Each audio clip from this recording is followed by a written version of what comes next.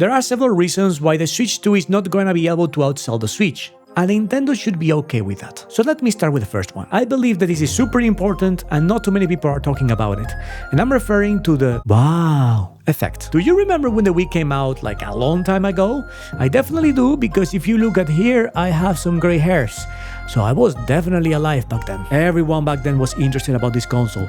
Even those who never really care about gaming, they did want to try Wii Sports or Wii Fit. In Spain, which is where I'm from, there were articles written about how they were using the Wii in old people's homes to help them move a little bit more. It makes sense that it was such a big hit, because it only took you like 10 seconds of gameplay to think, wow, this is something cool that I've never seen before. And the Switch also has something like that. It was the first time that Nintendo combined a handheld and a home console into one, making the change between playing it on a TV or in handheld mode feel basically seamless. And then you could even detach the controllers and play however you wanted. Even two players could just use one controller to play. Pretty cool stuff, and that's why I call it the wow effect. But the Switch 2 doesn't really have something like this. Don't get me wrong, the console is fantastic and a huge improvement on almost every aspect. But the average person is not going to look at the Switch 2 and see, oh, the console now has a 120 FPS screen and it can do DLSS. That's pretty awesome. No, nobody's really gonna care too much about it unless you're a nerd like me. Even people within the industry have been saying that Nintendo has lost their touch just because they're launching something a bit more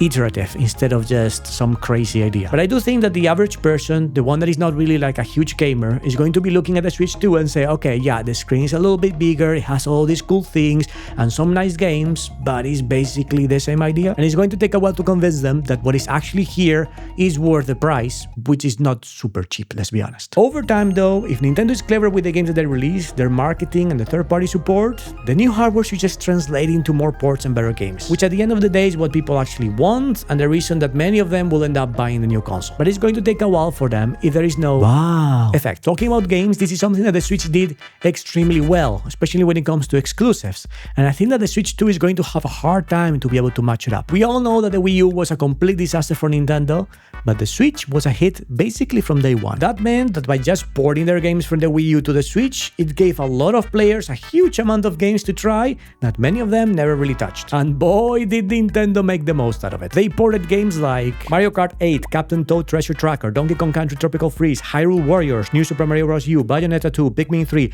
The Wonderful 101, Super Mario 3D World. At least here they added Bowser Fury as some kind of extra to this game. Xenoblade Chronicles X, and I'm sure that I'm forgetting a bunch of them. Then they added the whole virtual console thing, and in there you could play some NES games and Super Nintendo games and some Nintendo 64 games and probably many more. And then they actually went back into their history, they looked at some cool games and they were like, okay, let's remake them or do some kind of HD version of them. And that's how we got, and I'm gonna read them, Link's Awakening, Luigi's Mansion 2, Paper Mario, The Thousand Year Door, The Legend of Zelda, Skyward Sword, Metroid Prime, Super Mario RPG. And again, I'm sure that I'm forgetting a few of them. It is obvious that the Switch also has some amazing exclusives that are non-ports, non-HD versions, just only specifically made from scratch for the Switch.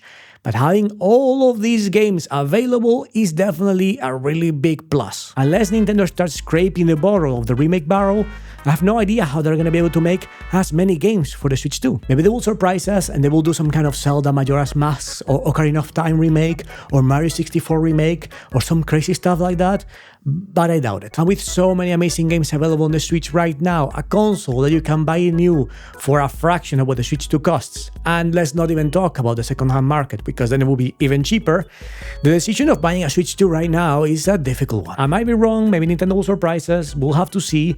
But yeah, at least in the beginning, I think it's a pretty tough sell. And now let's talk about the big elephant in the room.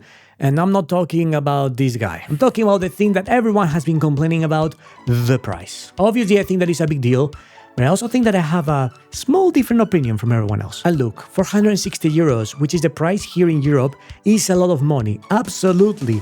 But I don't think it's too unreasonable. It is being said that making a Switch 2 costs $338. And this is not counting the packaging, the distribution, the taxes. And I have to say that the 460 euros that costs here in Europe already contains taxes. So I think that the pricing is fair. Nintendo probably is making a profit out of each console that they sell in Europe.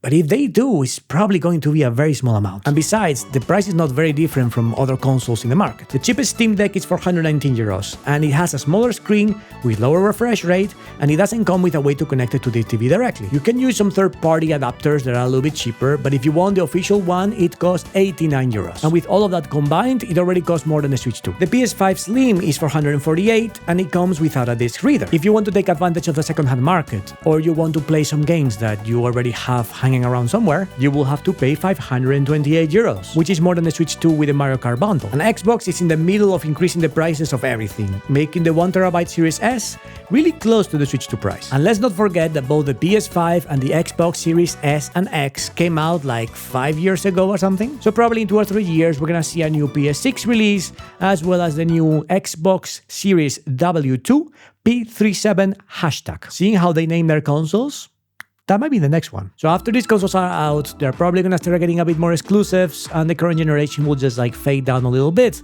But with the Switch 2, theoretically should get another 7 or 8 years of full support, maybe even more. And when it comes to pricing, the main complaint that I see about is not really the console itself, it's mostly the games, especially Mario Kart World, costing $80. But after this announcement, it seems that the rest of the companies are very quickly catching up to this. Xbox themselves recently announced that they're going to launch $80 games this holiday. So I expect the new Call of Duty, the new Fable, in 15 years, the new Elder Scrolls game to all be costing at least $80. And some rumors, and these are just rumors for now, are pointing to GTA 6 costing up to $100. So given all of this, I will be very surprised if other publishers, including Sony, don't start putting their games also at $80, at least some of them. And as time goes by and people start getting used to these prices, the same way that they got used to battle passes and microtransactions and games costing $70, there's going to be a moment that everyone is going to be okay with $80 games. And this might take, I don't know how long, 1, 2, 3 years, but when that happens, Nintendo will still be selling the Switch 2 and probably is going to be one of the cheapest around, same thing that has happened now